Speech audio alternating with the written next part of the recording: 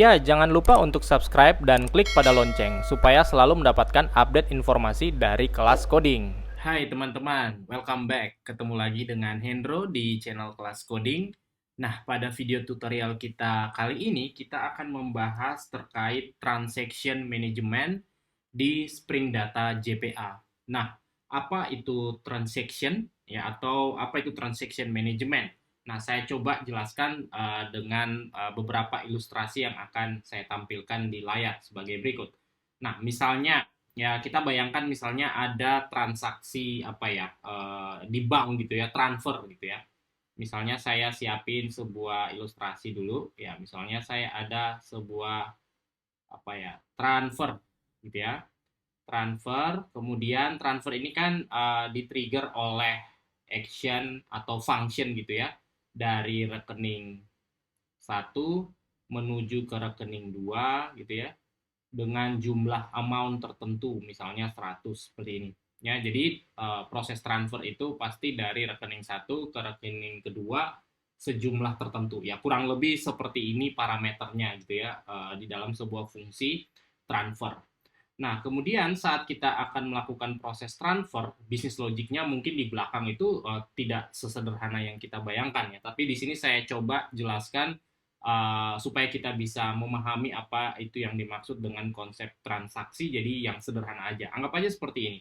Sebelum proses transaksi transfer itu beneran terjadi, biasanya kita akan lakukan beberapa hal ini. Misalnya yang pertama, kita validasi dulu rekening satu, valid nggak ya, valid nggak rek satunya misalnya. Oke, valid nggak, kita cek ke database, ada nggak rekening satu. Kemudian kalau kalau ada atau kalau valid, kita cek lagi saldonya cukup nggak, ya kan? Misalnya dia mau transfer 100 ternyata saldonya cuma 90, kan berarti transaksinya gagal gitu ya, saldonya cukup nggak. Nah, kita cek lagi ke database, cukup nggak? Jadi anggap aja ini ada database di sini gitu ya. Kemudian kalau rekening satunya valid, saldonya cukup, nah baru langsung kita lakukan proses transfernya. Nah, proses transfernya itu biasanya akan dimulai dengan misalnya kurangi saldo apa namanya? Kurangi saldo rek satu kan ya. Sejumlah dengan nilai yang akan ditransfer ini ya. Kurangi rek satu, kemudian kita juga akan cek lagi valid nggak rek 2 misalnya ya, valid nggak. Kalau valid baru kita tambahkan saldonya ya, saldo rek 2 sorry, rek 2 sejumlah dengan nilai yang ada di sini tadi.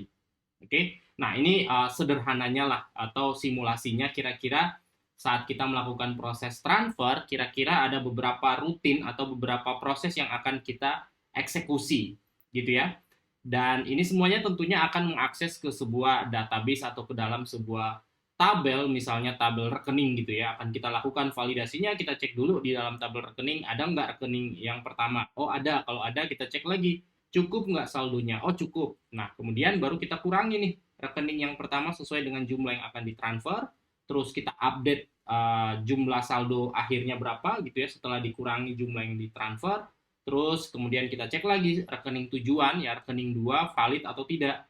Kalau valid baru kita tambahkan saldo ke rekening 2 tadi sesuai dengan nilai yang akan kita transfer di sini. Nah, baru proses transfer tadi selesai. Jadi ada beberapa apa namanya, ada beberapa step atau ada beberapa rutin proses yang akan kita lakukan. Nah, yang dimaksud dengan transaction management adalah kita harus pastikan semua rutin ini itu dianggap atau dibungkus menjadi satu transaksi gitu ya, dianggap menjadi satu transaksi. Artinya apa? Artinya kalau salah satu gagal dari setiap rutin ini, ya misalnya yang ini berhasil dieksekusi, ini berhasil dieksekusi, ini berhasil dieksekusi, ternyata di sini ternyata gagal gitu ya, ada exception atau apa namanya, nggak valid misalnya, sehingga prosesnya harus dibatalin. Nah kalau misalnya yang ini gagal ya, maka proses-proses atau perubahan-perubahan yang kita sudah lakukan sebelumnya, misalnya pengurangan saldo di rekening satu,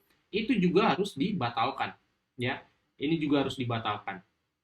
Oke, nah itu yang dimaksud dengan manajemen transaction. Nah, dengan kita gabung dia menjadi satu transaksi yang sama, transaction yang sama, maka ini akan menjamin integritas data ya, atau konsistensi data di dalam data atau di dalam tabel kita. Nah, kalau ini tidak dijamin ya, atau ini tidak di-manage dalam satu transaksi tunggal, maka yang terjadi apa ya? Kita udah kurangi saldo di rekening satu, ternyata belum sempat kita tambahkan ke rekening 2, ya terjadi masalah misalnya, nggak valid misalnya, ya.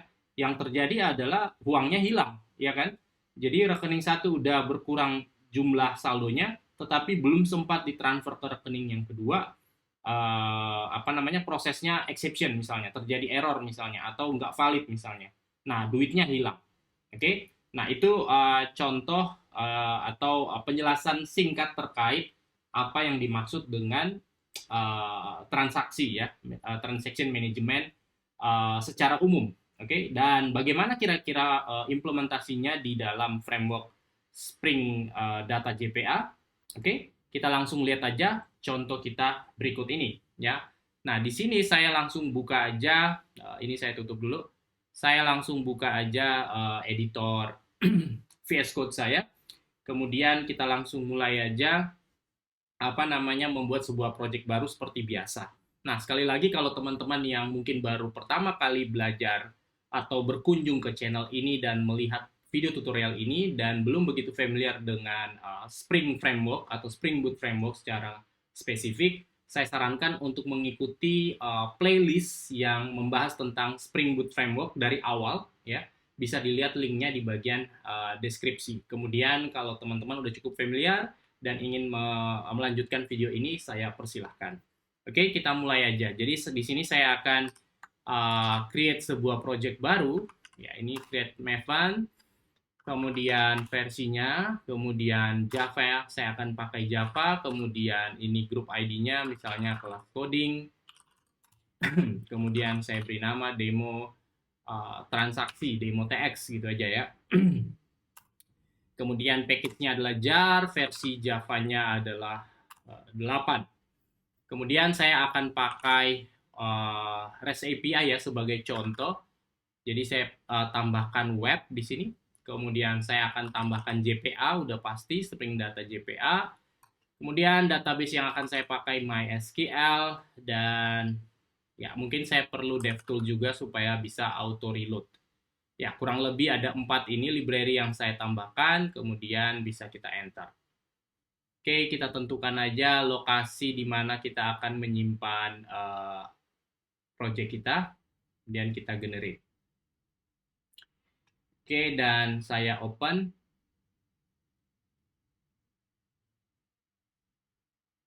Oke, nah kurang lebih seperti ini project yang sudah kita set up ya, dengan dependensi yang tadi sudah kita tentukan.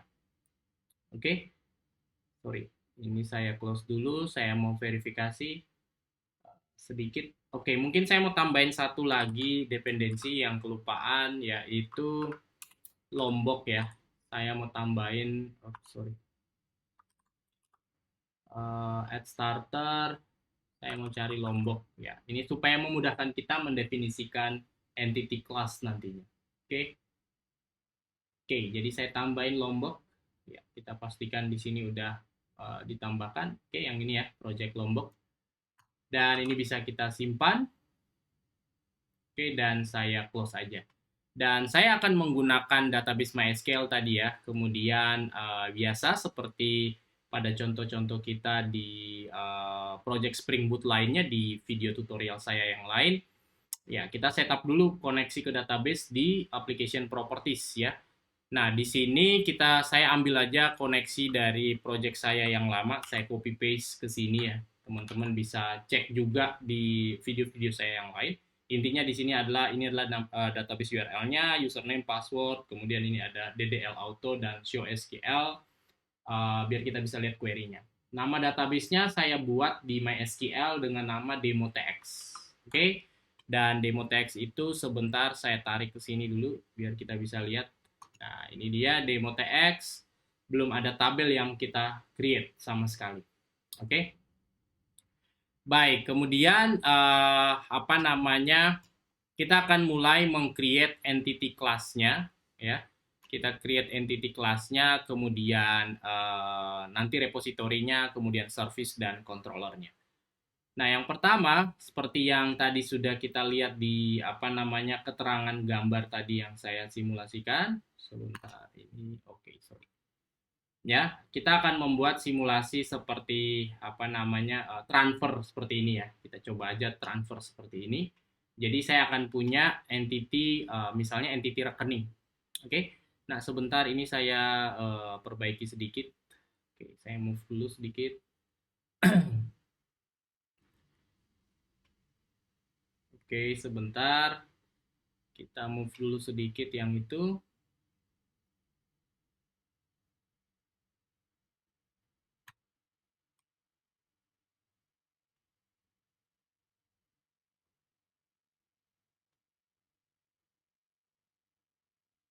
Oke. Dan ini dia udah pindah ya. Ini saya bisa remove aja nih. Nah, oke, saya remove aja. Oke, dan di sini saya akan buat beberapa folder. Yang pertama entity. Oke. Kemudian ada folder repo mungkin, dan ada folder service, dan ada folder controller. Oke. Oke, seperti itu. Nah, yang pertama dari entity aja dulu. Seperti yang saya katakan tadi, saya mau buat rekening. Ya, entity rekening di sini seperti biasa kita tag sebagai entity class. Oke. Jangan lupa diimport, dan dan juga kalau tabelnya kita mau beri nama tabel yang berbeda, ya kita tambahkan seperti ini, misalnya rekening. Oke. Dan selanjutnya ya kita buatkan beberapa fields, misalnya ID-nya, kemudian mungkin di sini nomor rekeningnya ya, norek misalnya, atau whatever namanya gitu ya. String nama pemiliknya misalnya ya, name-nya aja, kemudian mungkin di sini ada saldonya lah. Kita nggak buat entity yang kompleks gitu ya. Maksudnya mau nanti kita catat transaksi dan lain-lain, enggak. Saya cuman ingin menunjukkan seperti yang tadi kita coret-coret tadi ya. Bagaimana sih bentuk transaksi itu di Spring Data JPA. Oke, jadi jangan berharap saya akan buat sampel yang benar-benar real, mensimulasikan transfer di aplikasi perbankan gitu ya. Tidak. Oke. Ya, jadi kurang lebih ini, dan ya di sini saya kasih anotasi ID, sorry, dan ya kita kasih generated value identity supaya dia auto increment aja. Dan tadi saya udah menambahkan Lombok, jadi harusnya di sini saya bisa kasih data aja seperti ini, udah cukup. Nanti otomatis setter dan getternya itu akan kebentuk, gitu ya. Dan selanjutnya kita buatkan repositorinya. Repositorinya ini kita buat rekening repo aja, rekening repo.java, dan ini kita pilih interface, dan kita extend, kita pakai yang root repository aja, kita kasih tahu kelasnya rekening, kemudian ID-nya itu long tipenya. That's it. Dan berikutnya kita buatkan service-nya. Service-nya kita buat rekening repo.java. Oke. Ini kelas, kemudian di sini seperti biasa kita kasih service. Oke, dan kita inject rekening repo. Oke. Rekening repo, dan jangan lupa di auto wire. Ya, seperti itu. Dan kita buat dulu satu function yang pertama, dua function yang pertama ya. Public rekening, misalnya create ya. Rekening. Oke, di sini langsung kita return rekening repo titik save. Oke, rekening. Ya, kurang lebih seperti itu. Dan rekening repo, benar ya. Rekening repository harusnya bisa. Kenapa dia nggak mau?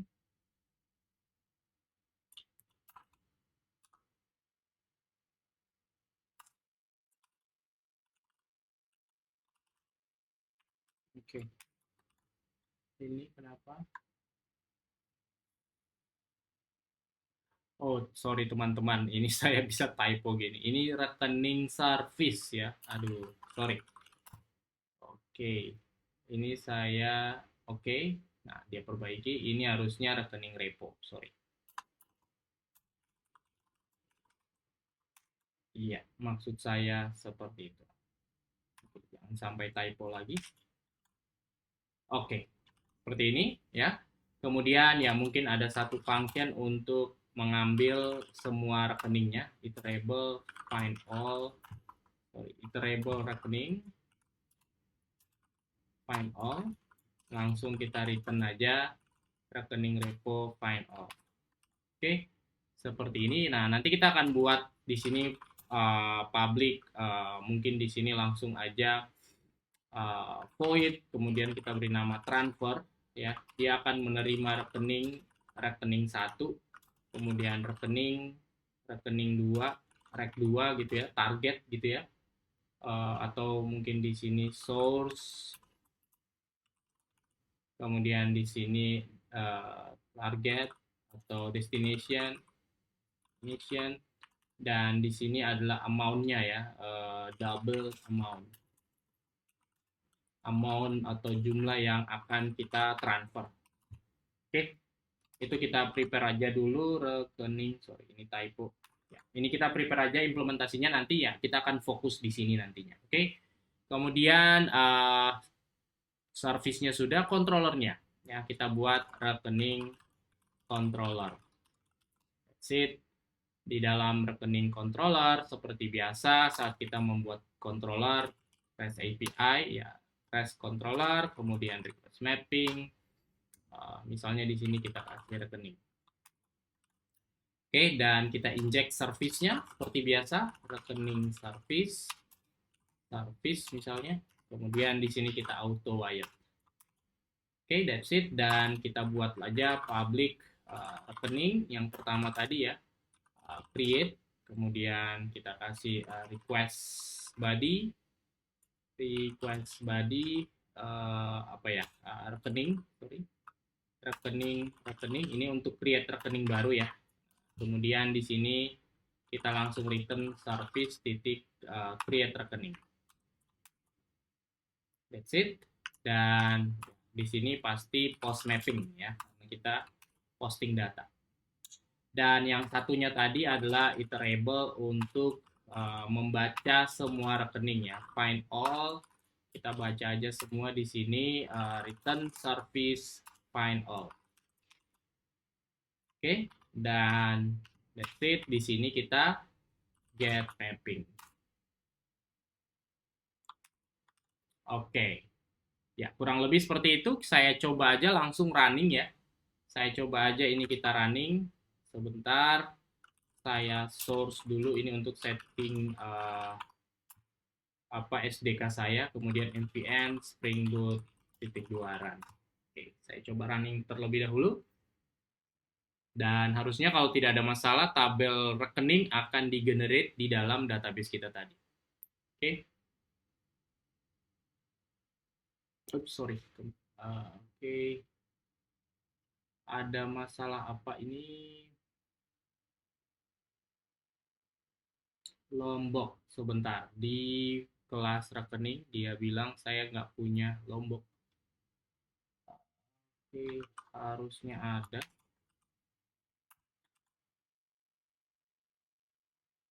Data, sebentar ya, saya verifikasi. Ini ada ya, Lombok. Harusnya ada. Ya, saya always dulu. Oke, kemudian saya coba npm clean install. Oke.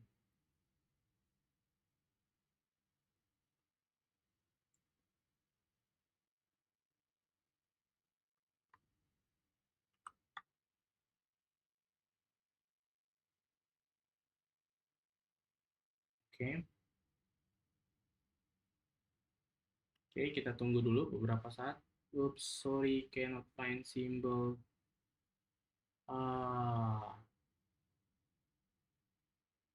Lombok. Ini anotasi Lombok ya, nggak dikenali. Saya heran, kenapa nih? data. Bentar, saya cek. Ya, harusnya sudah ya. Harusnya nggak masalah. Private. Oke. Sebentar, ini saya pause sejenak ya teman-teman. Saya mau cek ada apa dengan Lomboknya nggak ke load gitu ya, sebentar. Ya, oke, saya lanjutkan lagi. Nah, ini tadi ada masalah nggak mau di-compile itu karena dependensi project Lombok tadi ya. Scope-nya ini harusnya kita ubah jadi provided ya. Jadi disesuaikan aja, cuman masalah ini. Nah, ini saya coba build, udah nggak masalah. Kemudian saya coba running sekarang. Spring Boot titik 2 run. Oke, kita coba running.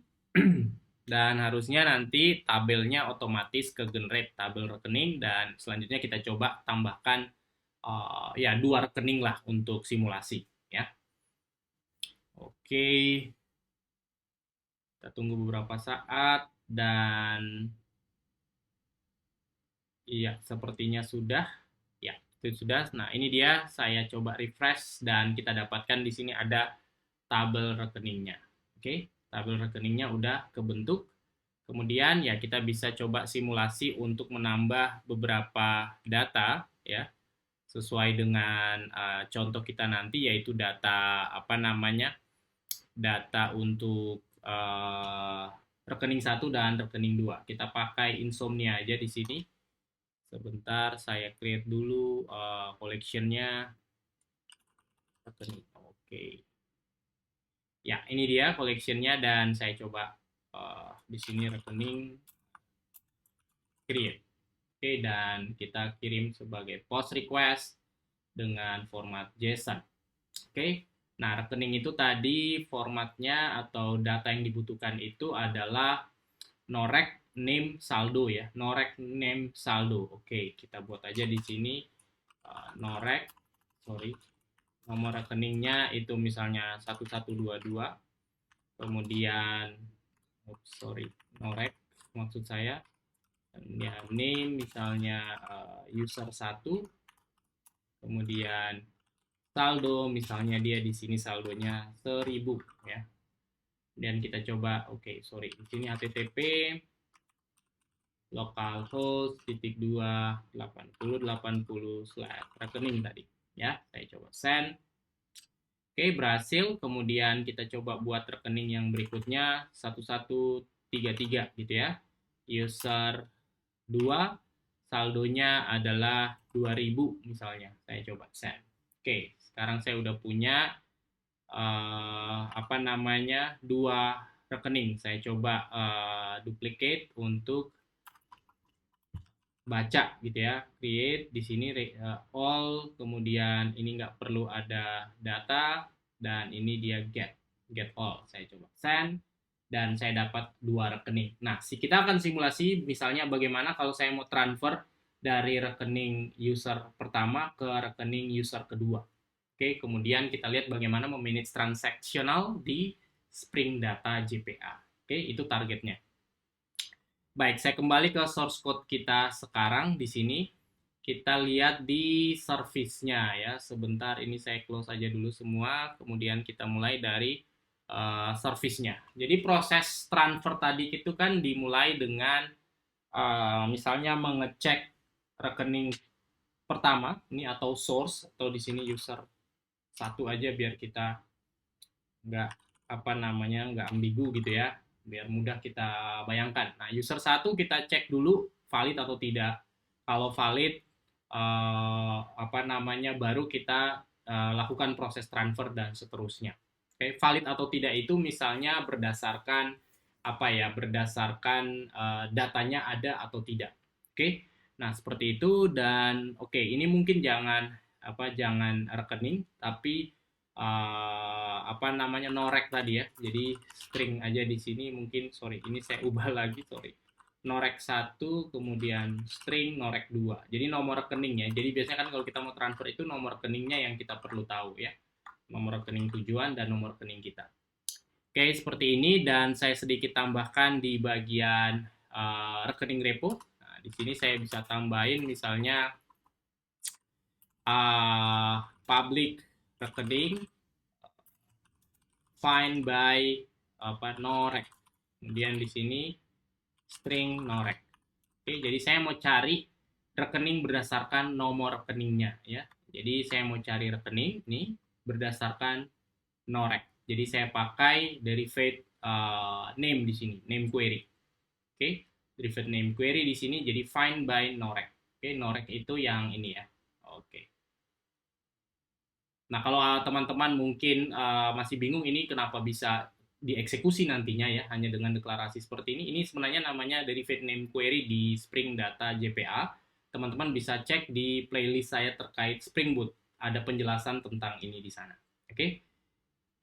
Kemudian apa namanya ya kita akan lakukan validasi. Jadi sesuai dengan apa gambar saya sebelumnya tadi, mana ya, sudah saya matikan kayaknya. Masih adakah? Mana ya? Ini kayaknya. Ya, yang ini ya. Jadi validasi dulu rekening pertama, kemudian kita cek saldonya cukup atau enggak, kemudian baru kita kurangi saldonya, kemudian baru kita cek lagi validasi rekening yang kedua, baru kita tambahkan, kalau valid baru kita tambahkan rekening saldo ke rekening yang kedua. Oke, nah itu yang akan kita lakukan. Jadi di sini yang pertama saya cek dulu rekening yang pertama. Berarti saya akan buat di sini string rekening, kemudian rekening 1 itu sama dengan kita akan ambil rekening repo. Oke, kemudian saya find by norek.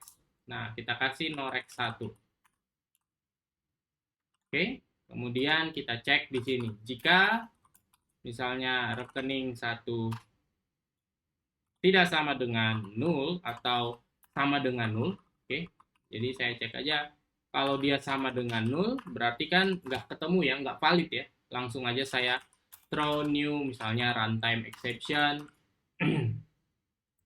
norek 1 tidak valid, misalnya seperti itu.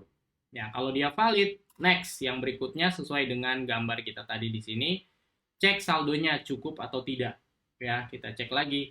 Jika rekening 1 titik get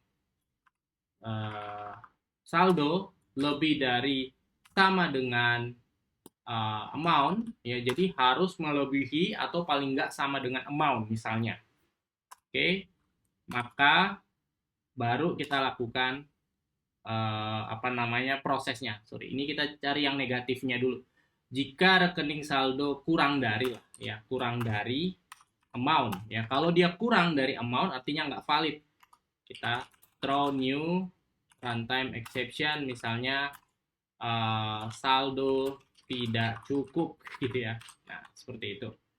Dan kalau misalnya ini lolos artinya tadi ya sesuai dengan gambar kita tadi, kita langsung lakukan proses pengurangan rekening yang pertama. Oke, sesuai dengan amount-nya. Berarti di sini kita akan update rekening 1 titik set rekening 1 titik set saldonya. Nah, saldonya itu berkurang ya. Berkurangnya itu sejumlah amount-nya. Berarti kita update saldonya adalah rekening 1 get saldo. Oke, dikurangi amount. Oke, dikurangi amount, kemudian langsung kita update ke database. Rekening repo titik save ya, saya save rekening 1. Rekening 1. Ya, seperti ini. Ini dia langsung simpan ke database, saldonya langsung berkurang, gitu ya. Prosesnya seperti itu. Ini tadi yang kita gambarkan, logiknya seperti yang ada di dalam ilustrasi coret-coret ini. Oke. Kemudian yang berikutnya tadi ya, kita setelah saldonya kita kurangi, berikutnya kita cek lagi rekening 2 ya. Rekening 2 atau targetnya. Saya buat rekening 2. Kemudian kita cari rekening repo find by norek ya. Norek 2 gitu ya. Nah, di sini kita cek jika rekening 2 itu sama dengan 0 atau nggak ketemu gitu ya. Kalau nggak ada, ya maka throw new runtime exception, misalnya norec 2 tidak valid. Oke, sorry, ini saya sesuaikan. Norec 1 tidak valid, norec 2 tidak valid misalnya. Dan kalau dia valid, nah baru kita tambahkan saldonya ya. Jadi di sini tadi ya, kalau dia valid kita tambahkan saldonya. Berarti kalau dia valid di sini rekening 2 titik set saldo. Oke, itu adalah rekening 2 get saldo plus amount. Ya. Nah, kurang lebih seperti ini logiknya ya. Kurang lebih seperti ini logiknya. Oke. Jadi sekali lagi yang pertama kita cek dulu rekening 1 ada atau enggak di sini. Kalau ada, lanjut kita cek lagi saldonya cukup atau enggak. Kalau enggak cukup, yang ini kita langsung saldo tidak cukup gitu ya. Nah, kalau rekeningnya ada, saldonya cukup, langsung kita update saldonya, kita kurangi gitu ya. Kemudian rekening 2 atau targetnya kita cek juga valid atau enggak ya. Kalau enggak valid ya kita return aja exception norec tidak valid. Nah, kalau dia valid ya kita tambahkan saldonya dan proses transfer sudah selesai. Oke. Proses transfer seperti gambar ini sudah selesai. Nah, perhatikan di sini kita masih handle dia kalau misalnya nggak ada masalah, harusnya proses ini ya baik-baik saja, gitu ya. Proses ini baik-baik saja. Kita coba. Kita coba sekarang simulasikan ini. Sebelumnya saya mau buatkan controllernya ya. Di controllernya kan kita belum punya nih. Nah, di sini kita buatkan apa namanya ini tadi dia returnnya apa? Void ya, nggak apa-apa. Di sini berarti void juga, misalnya transfer ya. Transfer tadi itu ada string rec 1 ya, string rec 2 atau norec ya, norec 1, kemudian string norec 2 target gitu ya, dan double amount-nya ya, amount-nya berapa seperti itu. Dan prosesnya ada di sini, kita langsung aja langsung aja kita panggil service titik transfer norec 1 norec 2 amount gitu ya. Dan di sini kita kirimkan dia sebagai ini kita pakai post mapping aja. Kemudian biar ini mudah, saya ubah aja di sini menggunakan request body. Misalnya saya buatkan DTO, nanti namanya transfer request ya, transfer di sini. Oke, nah ini transfer request belum ada kelasnya, jadi saya buatin aja di sini sebuah folder, saya beri nama DTO. Di dalam sini saya buatkan kelas namanya transfer request Java. Oke, yang isinya adalah private string norec 1, private string norec 2, dan private double amount. Oke, dan kita anotasi dia sebagai data Lombok ya, supaya setter-getternya otomatis di-generate. Oke, seperti itu. Ini saya tutup aja. Dan ini transfer request-nya udah kita buat ya. Di sini tinggal kita sesuaikan. Transfer get norec 1. Oke. Kemudian di sini transfer get norec 2 dan amount transfer get amount. Oke, seperti itu kira-kira. Dan ya, ini pakai request body, jadi nanti kita kirimkan dengan post, dan di sini saya kasih transfer ya, rekening / transfer nantinya. Oke, that's it. Nah, ini saya cek dulu dia running. Oke, udah jalan ya. Harusnya udah bisa langsung kita coba. Baik, kita coba aja langsung di sini. Kemudian di sini saya duplicate. Saya buat transfer gitu ya. Nah, rekening / transfer. Kemudian di sini tadi norec 1, norec 2, dan amount yang mau ditransfer berapa. Nah, ini norec sebentar saya cek, berarti tadi 1122 1133. Oke. Nah, berarti rekening transfer di sini 1122, saya mau transfer dari 1122 ke 1133. Oke, sejumlah berapa gitu ya. Di sini tadi kita punya saldo itu 1.000 ditransfer ke sini ya. Nah, kita coba aja kalau misalnya yang benar itu seperti apa. Oke, saya mau transfer 500 aja. Ya, harusnya sih bisa gitu ya, karena jumlah saldo dari Norek 1 itu tadi 1.000 ya, dan Norek 2 tadi 2.000 gitu ya. Kita lihat lagi. Oke, seperti ini. Oke. Dan kalau ini dieksekusi harusnya ya nggak ada masalah. Kita coba. Saya coba send. Oke, ini oke. Dan sekarang saya mau coba lihat rekening all, ada perubahan nggak di saldonya. Saya coba send. Nah, kita bisa lihat, oops, sorry. Oke, ini udah berkurang. Nah, ini udah berkurang, tapi saldonya nggak bertambah. Sorry, ini saya cek dulu. Tadi sepertinya saya lupa update ya.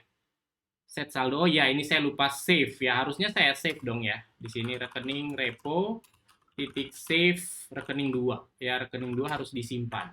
Oke, sorry. Ya. Oke, saya coba edit dari database saja manual ya. Kembalikan normal dulu seperti tadi. Oke, yang ini tadi harusnya 1.000. Sorry ya, kelupaan tadi. Oke, ini udah di database sudah normal lagi. Dan kalau kita cek lagi di sini harusnya udah normal. Oke, 1.000 dan 2.000. Saya kembali lagi ke proses transfer. Oke, saya coba send. Oke, ini selesai. Saya coba lagi cek rekeningnya semua. Saya coba send. Nah, ini yang terjadi ya. Saldonya berkurang, rekening 1, Norek 1 berkurang 500 ya, tersisa 500, dan targetnya rekening 2 jadi 2.500. Oke, ini fine, gak ada masalah. Oke. Dan ya sesuai ekspektasi. Nah, tapi bagaimana kalau prosesnya itu keliru ya? Misalnya ya, saya mau transfer 100 saja. Oke. Dari Norek 1 ke Norek 2, penorek 2 yang ternyata nomor rekeningnya itu nggak valid, misalnya 1144, udah pasti nggak valid yang ini. Nah, apa yang terjadi? Oke, jadi Norek 1 itu valid, saldo yang mau ditransfer juga valid, tapi targetnya itu nggak valid misalnya. Nah, kalau saya coba send, seperti ini, nah kita lihat di sini ada error, ya, sesuai dengan yang kita expect, ya, di sini dia bilang Norek 2 tidak valid, ya, karena memang ini nggak valid kan ya, yang valid tadi 1133, 1144 itu nggak valid, makanya ada exception yang kita return tadi ya, runtime exception. Oke, nah ini untuk mensimulasi bahwa ada kemungkinan terjadi masalah atau gagal gitu ya. Nah, tapi apa yang terjadi ya? Kalau kita rekening all-nya ini kita baca ya, ini sebelumnya tadi ya masih 500, ini yang transaksi pertama. Sekarang kalau saya coba send lagi, saya cek. Nah, ternyata saldonya udah berkurang ya, teman-teman. Saldonya berkurang 100 ya. Padahal terjadi masalah, terjadi error, tetapi saldonya berkurang 100 ya. Dan di targetnya ya nggak ada, karena memang tadi targetnya bukan ke sini. Nah, ini yang saya maksud tadi, saldonya bisa hilang gitu ya. Nah, kenapa bisa kejadian seperti ini? Ya, ini karena kita tidak bungkus dia di dalam transaksional. Oke? Nah, jadi karena kita nggak bungkus ini di dalam transaksional, maka kalau misalnya ini udah berhasil dieksekusi, dan misalnya di sini ada yang gagal, ya yang ini tadi udah berhasil dieksekusi, sudah terkomit ke dalam database. Ya, sehingga yang terjadi adalah database kita atau data kita di dalam database tidak konsisten lagi gitu ya. Dan tentunya kalau ini adalah transaksi keuangan ya sangat-sangat beresiko gitu ya. Nah, bagaimana supaya kita bisa menjamin bahwa semua rutin yang ada di dalam fungsi ini berada dalam satu transaksi ya, dengan manajemen transaksi yang dimiliki oleh Spring Data JPA, itu bisa dengan mudah. Kita cuma perlu kasih anotasi transaksional seperti ini. Oke, jangan lupa diimport. Oke, saya import transaksional. Sorry. Yang ini, oke. Nah, jangan lupa kita import Javax transaction transaksional. Oke, anotasinya saya taruh di sini. Oke, dengan anotasi ini akan menjamin bahwa semua rutin yang dieksekusi di sini itu dijadikan satu transaksi. Kalau ada yang gagal salah satu, maka yang sebelumnya sudah berhasil itu akan dibatalkan. Gitu ya. Nah, sekarang kita coba lagi. Saya kembali ke Insomnia. Oke, tadi saldo kita kan sekarang 400, 2.500 ya. Yang 400 ini mau saya paksa lagi transfer ke rekening 4, oke, nggak apa-apa, ke yang benar dulu ya, ke yang 33. Ini yang benar, harusnya nggak ada masalah. Oke, dan saya cek harusnya sekarang yang ini berkurang ya, jadi 300 dan ini bertambah 100. Oke, nggak ada masalah. Saldonya tinggal 300. Nah, sekarang saya transfer lagi, kita transfer ke rekening yang salah, 55 gitu ya. 100 lagi gitu. Saya coba send. Ya, tentunya terjadi masalah karena Norek 2 itu tidak valid. Nah, kita cek di rekening sini apakah 300-nya ini akan tetap dikurangi. Saya coba send. Ya, ternyata tidak. Oke, jadi kalau terjadi error atau terjadi masalah tadi, maka proses yang sebelumnya sudah berhasil akan dibatalkan ya. Sehingga di sini kita lihat saldonya tidak berkurang. Ya, berbeda sebelumnya kalau kita belum menggunakan transaksional. Oke. Nah, kira-kira seperti itu teman-teman. Semoga video ini bisa memberikan gambaran bagaimana sih transaksional manajemen di dalam Spring Boot data JPA. Oke. Semoga video ini sekali lagi bermanfaat, dan kalau teman-teman merasa ini bermanfaat, silahkan di-subscribe. Bagi yang belum subscribe, di-like dan di-share ke teman-teman lainnya. Dan ya, terima kasih. Sampai ketemu di video kita yang akan datang.